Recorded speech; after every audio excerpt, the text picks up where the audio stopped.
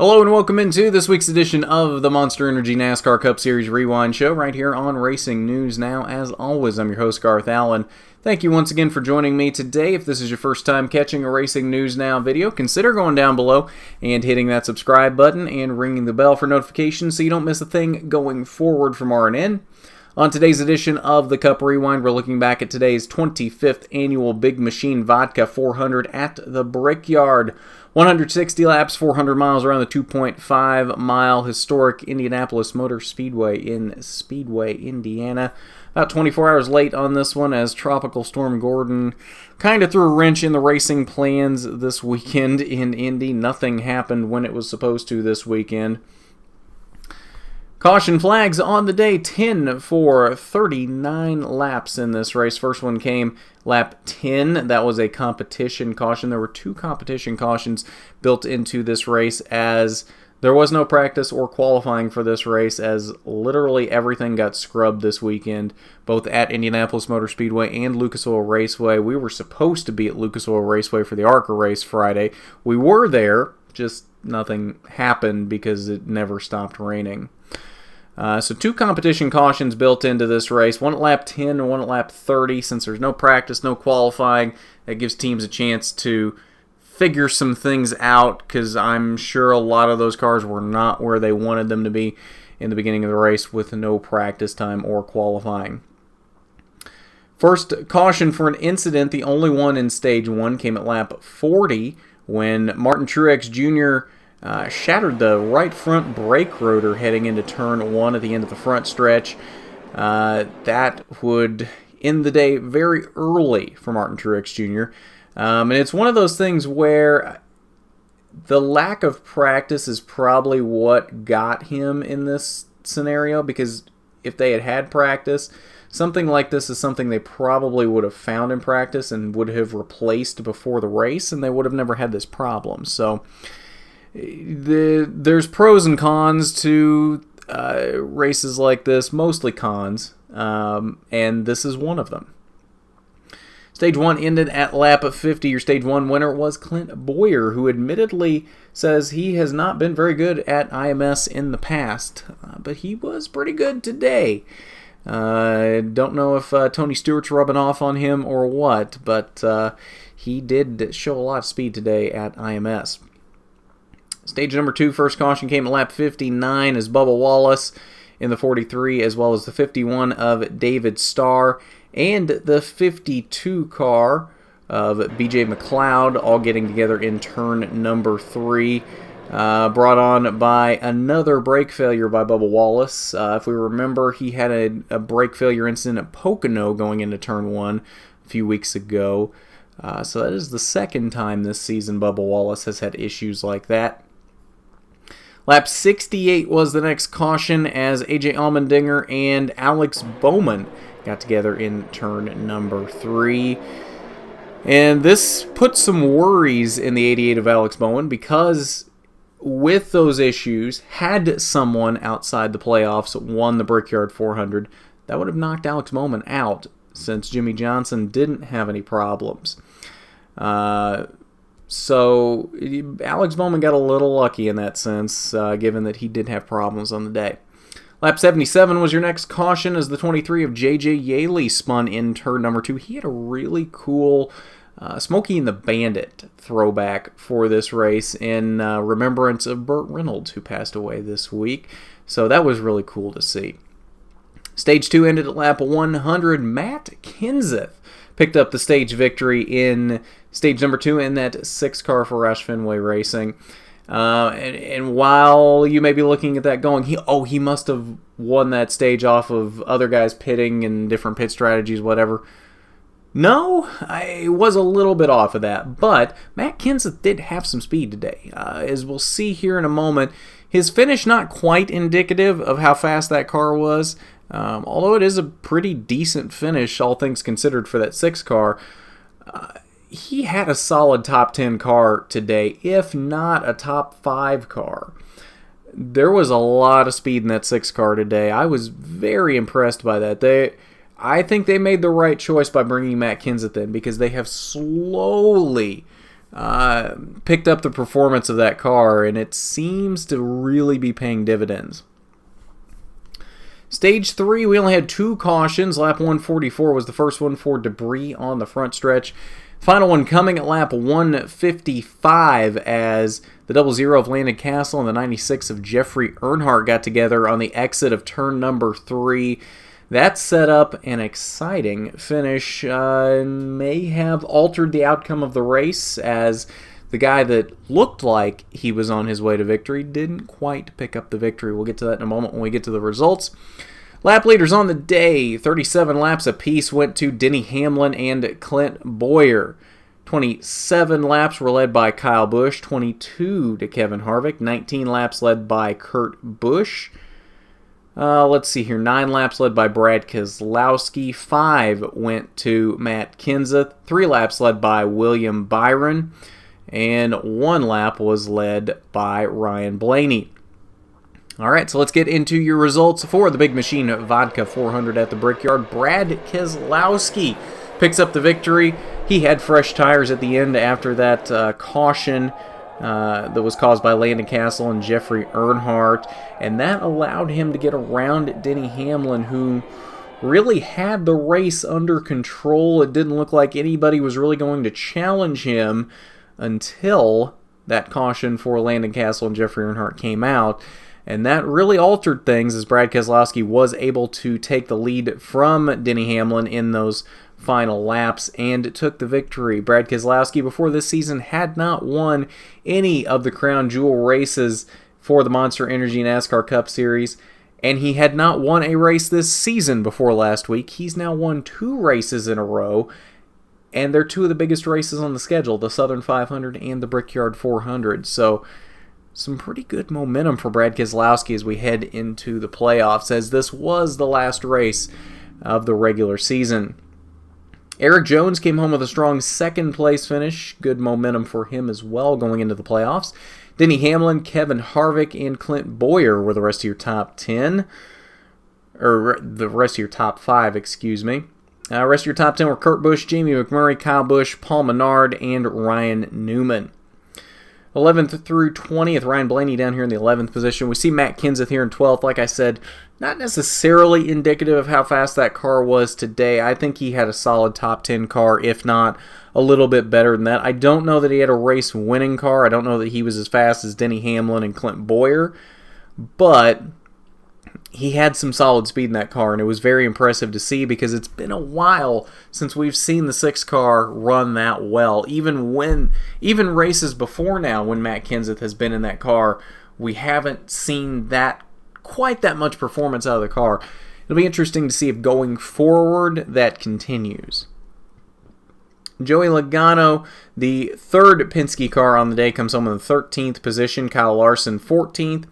Chase Elliott and Jimmy Johnson, Hendrick teammates back here in 15th and 16th. Daniel Suarez, he's been in the rumor mill this week, possibly losing his ride at the end of the season. It's not been confirmed yet, but with Furniture Row Racing going away, all the rumors swirling around saying Martin Truex is going to the 19 car.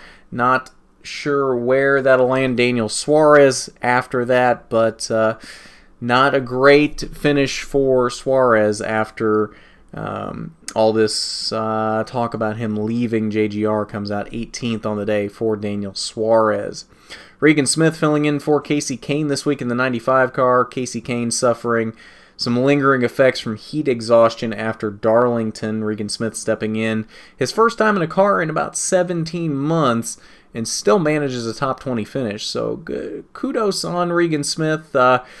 That's about where I would expect that 95 car to run. So good job for a guy that's not been in a car for 17 months. That's a really good run for Regan Smith.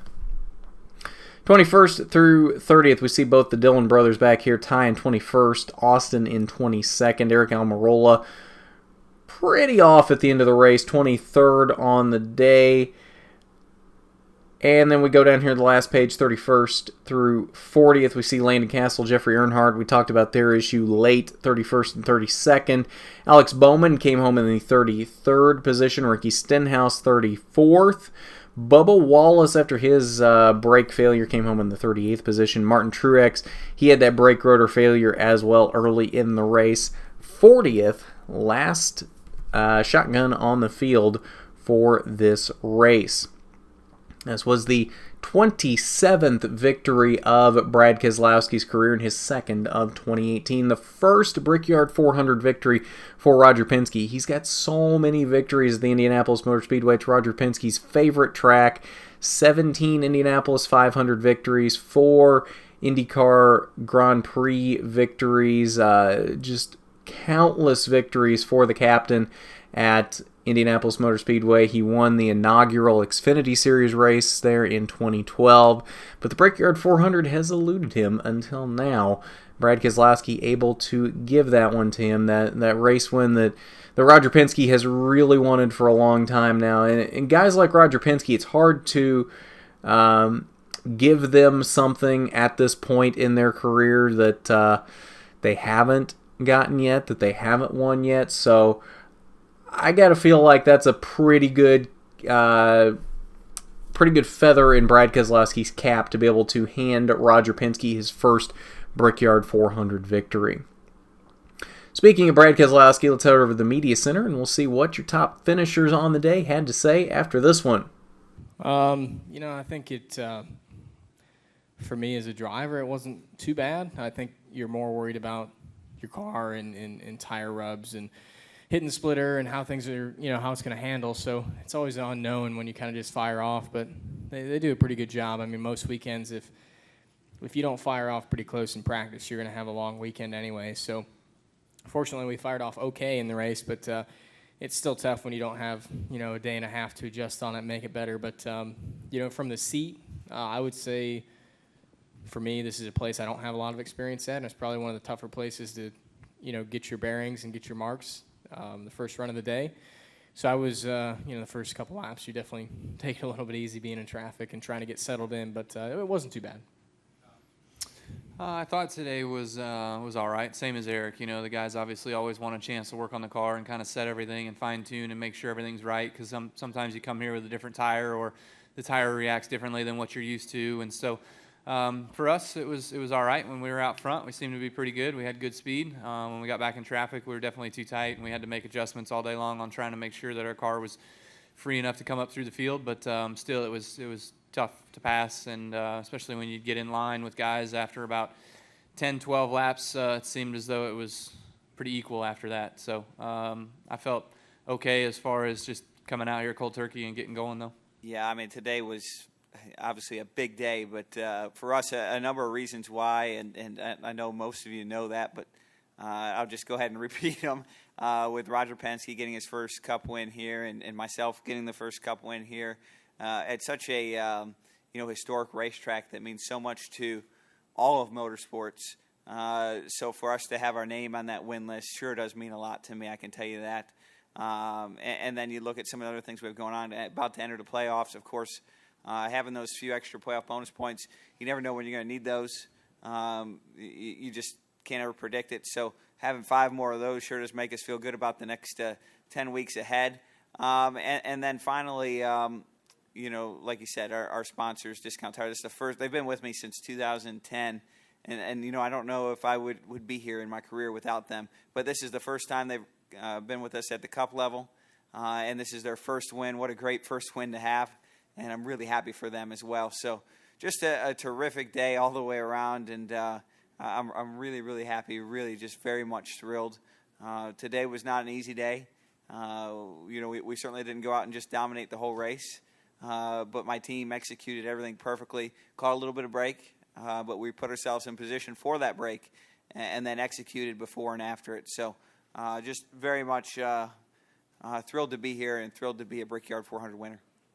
And we'll take a look at your playoff grid before wrapping up here tonight. The playoffs now set for 2018, our 16 drivers. As you can see here, nothing actually changed in this race in terms of who's in and who's out. We pretty much had that solidified going into this race. Now it's just a matter of the grid is set. We now have points figures for everybody, and we now know who is leaps and bounds above everyone else. I think we already knew that, though. Kyle Busch is your regular season points champion, so that gives him an extra 15 playoff points. He and Kevin Harvick are tied here, as we can see at the top, both with 2,050 points. Martin Truex Jr. up here, only 15 points behind them, and then it's a pretty big drop to everyone else. Brad Keselowski has moved his way up to 4th now on the playoff grid with these 2 wins in the last 2 races. Clint Boyer right there with him. Joey Logano, Kurt Busch, and Chase Elliott all right there. Pretty close to each other. Ryan Blaney, the first guy on the playoff grid that does not have a win. He is actually above Erik Jones and Austin Dillon, who do both have a win on the season. Then down here, we got Kyle Larson, Denny Hamlin, Aric Almirola, Jimmy Johnson, and Alex Bowman. The thing about this is, I think if you're anybody, I'm going to say anybody below... Honestly, I'm going to say anybody from Brad Keselowski down. I know Brad Keselowski's got some momentum right now, but it's only 19 points from Brad Keselowski to Alex Bowman. There's not a lot of gap here all the way from 4th to 16th. We have 13 drivers, all really close together here. I don't think any of them are safe. You can usually pick out a few drivers who are probably likely to be the bottom 4 at the end of the first round. These guys are all so close, that's the thing. You can't afford mulligans in this playoff format, although a win will erase a mulligan. Without a win, a mulligan is really going to hurt a lot of these guys. Kyle Busch, Kevin Harvick, Martin Truex, they're all pretty safe at this point. They've got enough playoff points. They are pretty safe at this point. I think it's going to take a lot to not get Kyle Busch and Kevin Harvick at Homestead. Truex, I'm still a little iffy on at this point. The performance hasn't quite been there lately. They seem to be faltering, especially after the announcement that Furniture Row Racing will not be around next season. So I think the jury's still out on Martin Truex. If this is still the big 3, I think the jury's still out on Martin Truex whether he will make Homestead or not. With the way the performance has been lately, I'm almost to the point. I heard it mentioned, I believe it was post-race after today's race. I'm almost of the mind to not call it the big 3 anymore. I'm more looking at this being the dynamic duo between Kyle Busch and Kevin Harvick. I don't know if Martin Truex is still there. I think Martin Truex himself is still there. I don't know if that 78 team is still there performance-wise to be able to let Martin contend for the championship the way that he should be able to, like he did last year. I don't see the performance being there in that 78 car for these final 10 races. I would love to see them prove me wrong. I just don't see it there. We'll see going forward. We'll see how this works out for that 78 team. I don't see them as much of a lock for Homestead as I would have a few weeks ago. The 18 and the 4, on the other hand, I see them as a pretty well lock for Homestead at this point. It's gonna take some major bad luck on their part to not make Homestead. With the playoff point gap that they have over everyone else, it's gonna be hard to, I think, not see them in the Championship 4. I think at this point we've got 2 open slots in the Championship 4, and we just started the playoffs. So that is your playoff grid following the Big Machine Vodka 400 at the Brickyard, and I believe that will do it for us tonight on the Monster Energy NASCAR Cup Series Rewind show. We will have an Xfinity Rewind going up later tonight as well for the Lilly Diabetes 250 that happened earlier today as well. And then pole position, just because of how late everything is happening today and because it is Monday. We're already past 8 p.m. at this point, so we're just going to move pole position back to Tuesday night again as we have the last couple weeks. We're just going to make it Tuesday night, 8 p.m. And not much for pole position this week anyway. It's just the Cup race and the Xfinity race. F1 had the week off. IndyCar had the week off. There was supposed to be an ARCA race Friday night. We were there. We were at Lucas Oil Raceway. But the rain never stopped, and that race has been postponed to October 6th. So we don't have that. We don't have a rewind show for that this week, and we don't have it on pole position. So all we have in pole position this week is the Xfinity race and the Cup race from IMS. So that will be tomorrow night, 8 p.m. on Tuesday night. So if you haven't done it already, you need to go down below and hit that subscribe button and ring the bell for notifications so you don't miss a thing going forward from RNN. We will be at Salem this Saturday night, Salem, Indiana, for the ARCA Racing Series, what was supposed to be the penultimate race of the 2018 season. There are now still 3 races remaining, with Lucas Oil Raceway getting pushed back, but we will be there Saturday night, giving you all of the coverage that we usually give you from ARCA races, maybe a little bit more. We'll see what happens. But it'll be at least as much as we have before. So if you haven't done it yet, you need to hit that subscribe button so you don't miss any of that Saturday night from Salem and anything else going forward that we have here on RNN.